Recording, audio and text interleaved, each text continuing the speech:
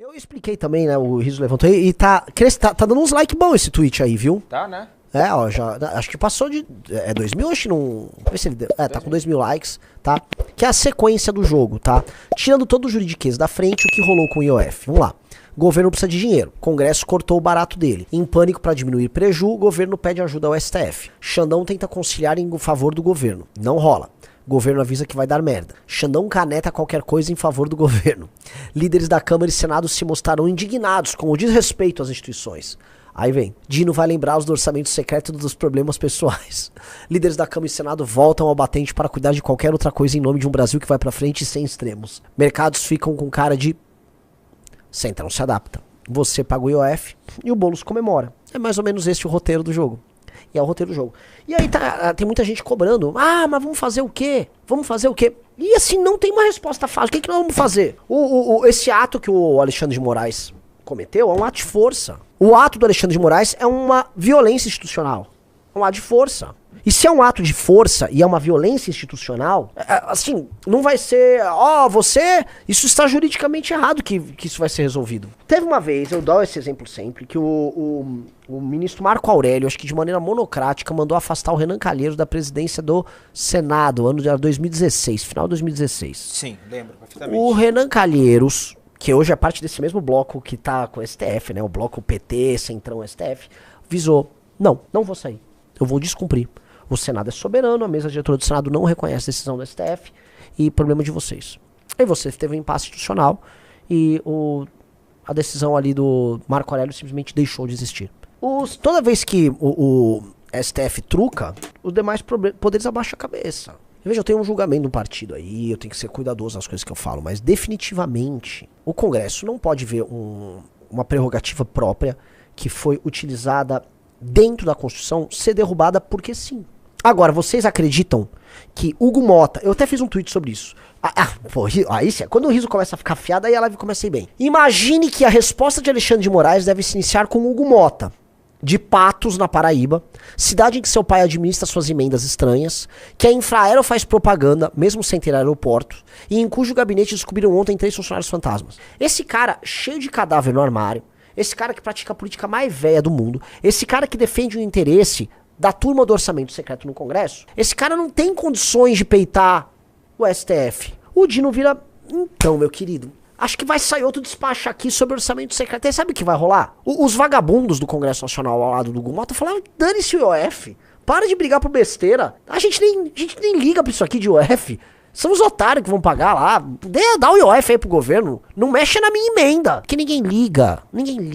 Um ou outro liga. Vai pra tentar ser bacana. Na prática, não ligam pra isso. E assim, e aí eu prossigo. A estratégia de achar que o legislativo faz com o executivo, porque é isso que o legislativo vive de fazer, é achar que o legislativo paga. Né? Hoje o legislativo tá muito bem porque ele nem precisa achacar pra ter o dinheiro, já tem um orçamento secreto. Então a estratégia de achar que o legislativo faz com o executivo simplesmente não funciona com o judiciário. São reféns posto que corruptos. E por que reféns? Por várias razões. A matéria que sustenta o projeto político deles, que é o orçamento secreto, vive em discussão no STF. O STF fica ali, ó, cozinhando o galo. E 2, a armadilha do foro privilegiado. A classe política brasileira sempre trabalha da seguinte lógica. Eu vou botar meus apaniguados nas cortes superiores. E isso não só no STF, tá? Tô falando nomeações para tribunais e tal, né? Os governadores, as nomeações regionais. Eu boto meus apaniguados e eu resolvo meu problema nas cortes superiores. Se eu não me engano, me corrija aí, deputado estadual tem foro especial no Tribunal de Justiça do Estado, direto, não é a primeira instância, certo? Certo. Fui confirmado aqui.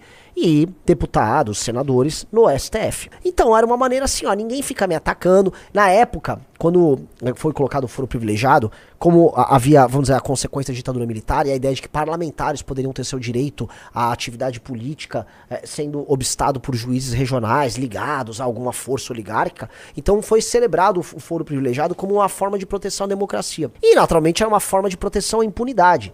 E o foro privilegiado era entendido como um instrumento de impunidade a serviço dos políticos através do judiciário, certo? Vocês vão lembrar que no julgamento do Mensalão, todo mundo percebeu como uma hora para outra vieram os embargos infringentes, houve a nomeação do Barroso, começou a mudar as coisas em desfavor da justiça e a favor dos políticos. Porém, Dali da década passada pra cá, houve essa mudança em que o STF ele vira em si uma força política. O STF se transforma em uma força política. Ele se emancipa das pessoas que basicamente indicavam os ministros ali, ele vira uma força por si só e ele começa a advogar que ele vai administrar o Brasil, portanto ele se torna um novo poder maior no Brasil, muito baseado na fraqueza do legislativo, que é composto de gente burra e corrupta, e na falta de visão e capacidade de meios de ação por parte do executivo, e ele começa, né, a tocar as grandes questões nacionais. E o que dá muito poder para eles?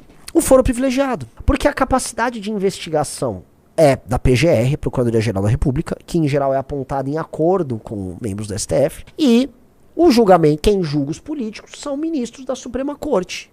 Portanto, deputados e senadores sempre podem ter uma investigaçãozinha que vai parar na PGR, um julgamento que vai rolar na Suprema Corte. Isso sem contar alguns casos aí que a denúncia e o julgamento é na Suprema Corte. Nem precisa de PGR. Portanto, a classe política está na mão do judiciário. Por conta do foro privilegiado que, curiosamente, foi criado e defendido, tá? Para que, veja só, membros do parlamento possam exercer sua liberdade política com plenitude. Entendi.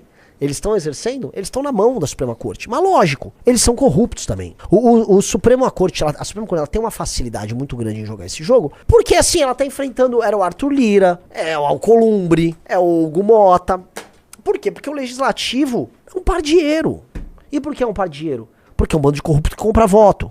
E por que compra voto? Porque tem alguém que vende o voto. Então, no fundo, quando a gente vai captando, a gente vai cavucando o problema é muito grande. Porque nem sequer aqueles deputados que estão reclamando, ai, a legitimidade do legislativo foi derrubada. Cala a boca. Vocês são ladrões só. Vocês compraram o voto, vocês nem têm, vamos dizer, há um vício de origem na legitimidade tua, simplesmente pelo fato de que toda a estrutura que garantiu a eleição, ela é viciada, porque é comprado, porque o uso foi o dinheiro de caixa 2, todo mundo sabe que é assim que sustenta as estruturas políticas. Então eles estão lá, aí o STF malandro, tu joga. O STF está enfrentando adversários muito fracos. Não vai vir do legislativo a resposta para isso. Não vai.